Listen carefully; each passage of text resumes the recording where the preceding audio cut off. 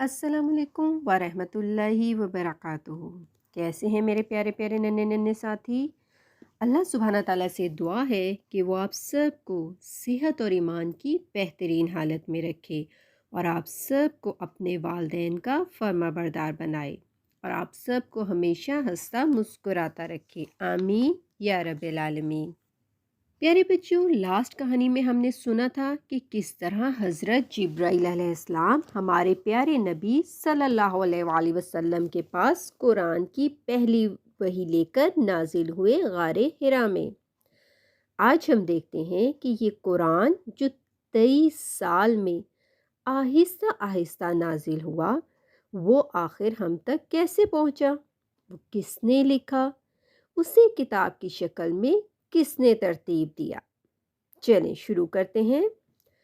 प्यारे बच्चों, कुरान जब पहली वही नाजिल हुई और जब उसके बाद बाकायदगी से हज़रत जिब्राईल अलैहिस्सलाम नबी पाक सल्लल्लाहु अलैहि वसल्लम के पास आयात लेकर आया करते थे और उनको बताते थे कि इस आयत को आपने यहाँ पर लिखना है, इस सूरत का ये नाम है, इस आयत को इस सूरत में लिखेंगे। और नबी पाक सल्लल्लाहु अलैहि वसल्लम के कुछ सहाबा थे, यानी उनके कुछ साथी थे जिनको कातिबीन वही कहते हैं। बच्चों, कातिबीन वही वो लोग होते हैं जो हर वक्त नबी सल्लल्लाहु अलैहि वसल्लम के पास रहते थे और जब जब प्यारे नबी उनको कहते थे वो उसको लिख लेते थे। प्यारे बच्चों, ये उस ज़माने की बात है जब आजकल की तरह इतनी किताबें, कॉपीज़ और सफ़े नहीं होते थे, बल्कि वो पत्थरों के ऊपर, जानवरों की हड्डियों पे, जानवरों की खाल पर और बड़े-बड़े पत्तों पर लिखा करते थे। दरख्तों की छाल पर, यानी जिसके पास जो चीज़ होती थी वो उस पर लिखता था। और ज़्यादा लोग वो थे जो उसे ज़ुबानी याद किया करते थे। नबी पाक सल्लल्लाहु अलैहि वसल्लम अपने सहाबा को कहते थे कि आपने ये वाली आयत यहाँ पर लिखी नहीं है और इस सूरत का ये नाम है। प्यारे बच्चों, इसके बाद क्या हुआ कि जब नबी सल्लल्लाहु अलैहि वसल्लम की वफ़ात हुई, वो अल्लाह ताला के पास चले गए तो खलीफा बने उनके बहुत ही प्यारे और अच्छे साथी और सहाबी हज़रत अबू बकर सद्दीक़ रज़ी ताला अन्हा।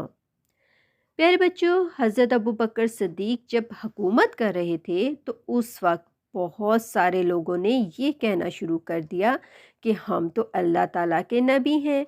हालांकि प्यारे नबी सल्लल्लाहु अलैहि वसल्लम ने ये कहा था कि मेरे बाद कोई नबी नहीं आएगा, लेकिन कुछ ऐसे लोग थे जिन्होंने कहा कि नहीं, हम तो अल्लाह के नबी हैं और हमारी बात मानो। हज़रत अबू बकर सद्दीक़ ने उन लोगों से जाकर जहाद किया और उनमें एक आदमी था, उसने कहा कि मैं अल्लाह का नबी हूँ और दूसरे मेरे पास जिब्राइल भी आते हैं और मुझे कुरान भी पढ़ाते हैं और अगर कोई मेरी बात नहीं मानेगा तो मैं उसके साथ जंग करूँगा।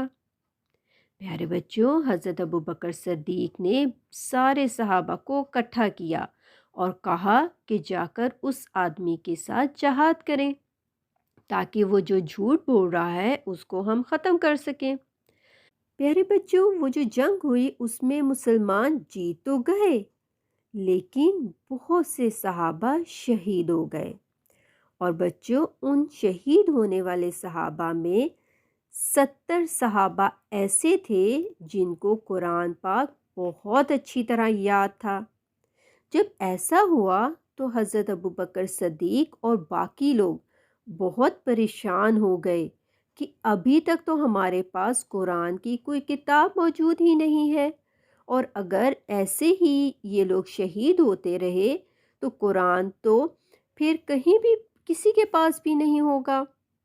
प्यारे बच्चों, फिर हज़रत अबू बकर सद्दीक़ ने एक ग्रुप बनाया और उसमें उन्होंने सहाबा कराम को इकट्ठा किया और कहा कि जिस जिस के पास भी कुरान लिखा हुआ है हड्डियों के ऊपर, खालों के ऊपर, पत्तों के ऊपर, पत्थरों के ऊपर। आप उन सब चीज़ों को एक जगह इकट्ठा करें।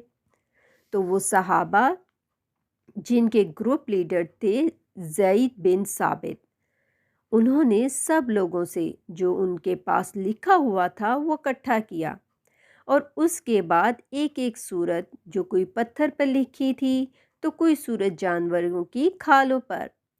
बच्चों, कोई सूरत थी जो बड़े बड़े पत्थरों के ऊपर और पत्तों के ऊपर लिखी हुई थी, उन सब को इकट्ठा कर दिया। प्यारे बच्चों, लेकिन यहाँ पर जो सूरतें थीं वो तरतीब से नहीं थीं। जैसे अभी हमारे पास सबसे पहले सूरह फातिहा है, फिर सूरतुल बकरा है और सबसे आखिरी सूरत सूरत नास है। प्यारे बच्चों, हज़रत अबू बकर सिद्दीक रज़ी ताला अन्हा ने जो कुरान बनाया या जो किताब बनाई उसमें ये सारी सूरतें मौजूद तो थीं, मगर वो इस तरतीब से मौजूद नहीं थीं। इसके बाद क्या हुआ कि हज़रत अबू बकर सिद्दीक के बाद हज़रत उमर रज़ी तआला अन्हु आए और हज़रत उमर के बाद हज़रत उस्मान रज़ी तआला अन्हु आए। और जब हज़रत उस्मान रज़ी तआला अन्हु जब आए, इस वक्त मुसलमानों ने बहुत जहाद किया, बहुत सारे इलाके फ़तह किए, बहुत सारे लोग मुसलमान हो गए। और जब इतने ज़्यादा लोग मुसलमान हो गए और ऐसे लोग भी थे जिनको अरबी बिल्कुल भी नहीं बोलनी आती थी।